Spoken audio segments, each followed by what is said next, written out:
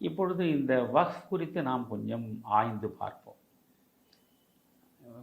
முகமது கோரி டெல்லியின் மீது படையெடுத்து பிருத்திவிராஜனை வென்ற பிறகு அவர் 2 கிராமங்களை இஸ்லாமிய மக்களுக்கு தானமாக தருகிறார். அதுதான் இந்த வக்ஃப். இஸ்லாம் மார்க்கத்தை பொறுத்தவரையில் தானம் என்பது மிக மிக மிக முக்கியமான ஒன்று. நீங்கள் இஸ்லாமிய மார்க்கத்தின் திருமறையை வாசித்தால் வியப்புக்குரிய செய்தி, எங்கெல்லாம் இறை சிந்தனையோடு பிரார்த்தனை வலியுறுத்தப்படுகிறதோ, தொழுகை வலியுறுத்தப்படுகிறதோ, அங்கெல்லாம் தொடர்ந்து தானமும் வலியுறுத்தப்படுகிறது. எனவே ஏழை எளிய மக்களுக்கு ஆதரவு கரம் நீட்டுவது மார்க்கத்தில் உள்ள ஒவ்வொருவருக்குமான கடமையாக மேற்கொள்ளப்பட வேண்டும் என்பதை இஸ்லாம் வலியுறுத்துகிறது.